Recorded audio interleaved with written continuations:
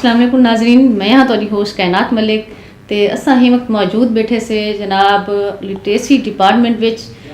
जी बिल्कुल मेरे नाल जेह्ड़े अफीसर मौजूद बैठे इन्हां दा नाम है मोहम्मद अबू बकर सदीक शाह साहब। ये हैं district education officer literacy Rajanpur ते अज असां इन्हां नाल करेंदे गाल मुहार और कुछ पाकिस्तान दे विच शराए तालीम जेह्ड़ी है वो दे हवाले नाल के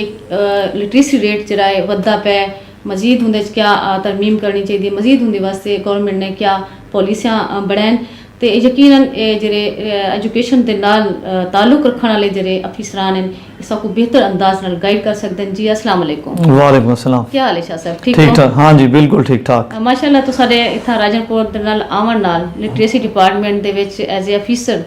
तुसां जेह्ड़ी ज्वाइनिंग कीती उंदे बाद मैं डिठे डिस्ट्रिक्ट राजनपुर दे विच जेह्ड़ियां तुहाडियां काविशां हैं ते हूं हवाले नाल असां दिक्खियो तां पंजाब एजुकेशन वाले भी हैं, गवर्नमेंट भी है पी जैसे राजनपुर दे विच माशाअल्लाह तो सारी धुआंधार जेह्ड़ी दौरे होंदे उंदे नाल फील थींदा पिया होंदे कि माशाअल्लाह तुसां जेह्ड़े ना तालीम दे हवाले नाल कितना संजीदा हो और मुख्तलिफ जेह्ड़े ना डिपार्टमेंट जेह्ड़े न ओह् तालीम दे वास्ते अपने काविशां अंजाम देंदे पे। तुसां साकुड़े से सो लिटरेसी जेह्ड़ा डिपार्टमेंट है जेह्ड़ा कि तुहाडे अंडर है डिस्ट्रिक्ट राजनपुर दे विच हुण दे तुसां क्या करेंदे पे तालीम दे हवाले नाल?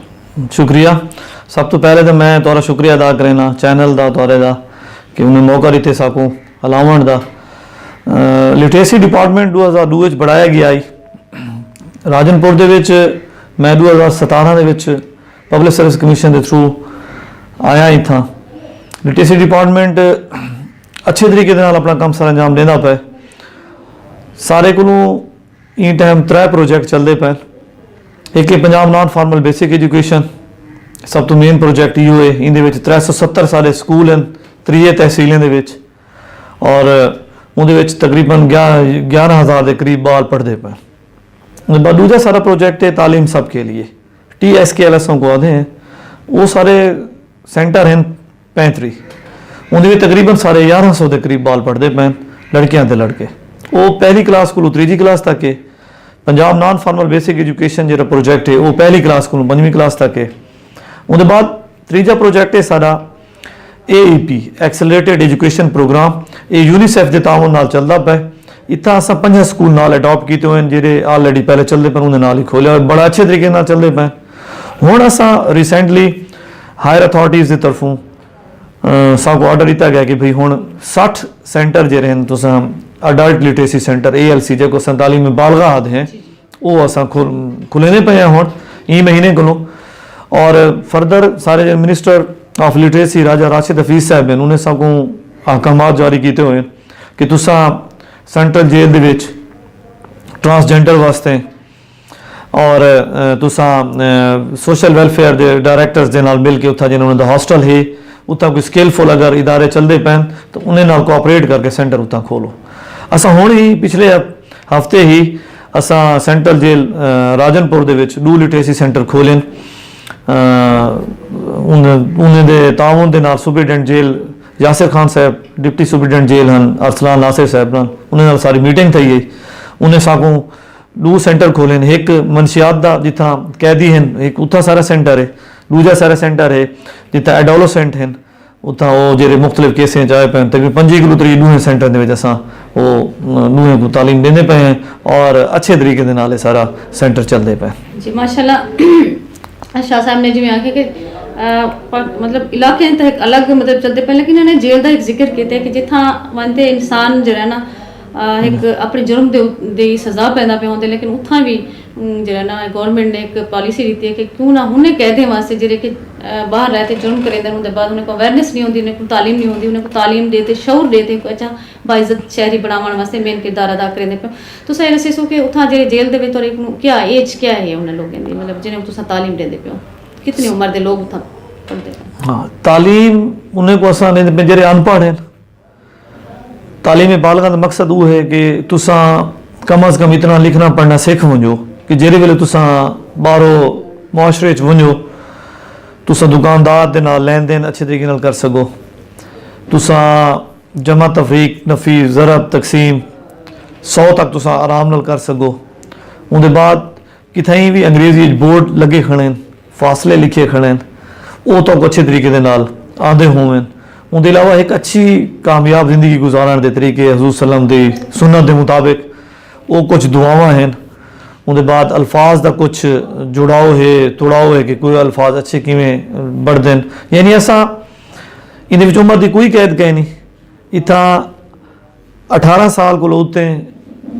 60 साल 70 साल तक वो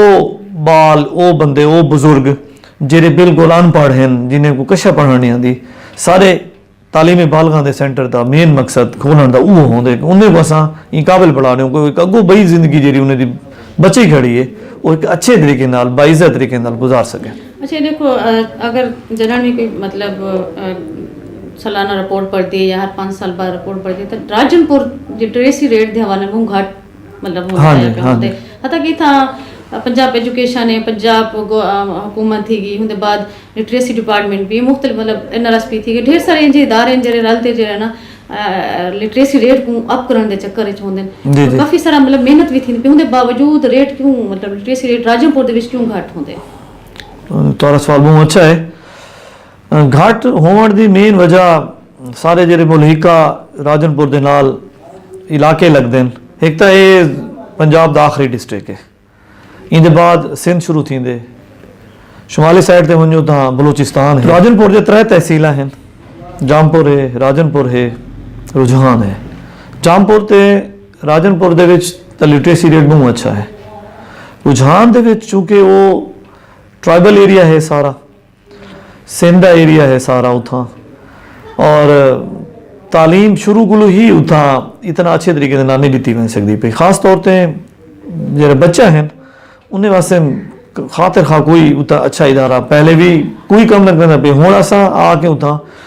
और उता छोटू गैंग का इलाका है तुसा तो अच्छे तरीके तो पता है वो कितना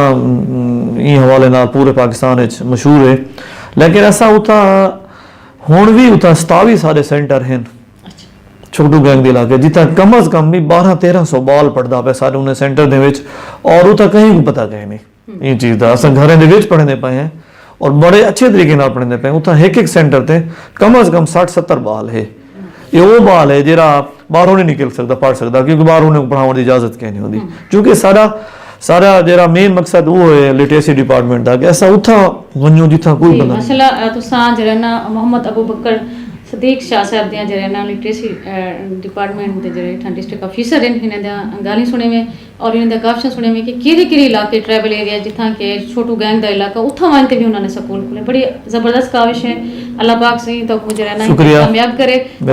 जी बिल्कुल बहुत अच्छा जरे ना तुसा मिशन गिनते टुरदे पियो ते इंशाल्लाह क्योंकि वक्त घट होंदे लेकिन इंशाल्लाह नेक्स्ट जरे ना तो नाल वाला कोई गपशप करे सो मजीद तो काफियां दे नाल जरे ना पब्लिक को जरे अवेयरनेस मिलसी इंशाल्लाह ते इहदे नाल ही नाज़रीन में कुछ इजाजत जिंदगी ने वफा की थी तवाल हाजिर के साथ अल्लाह हाफिज़।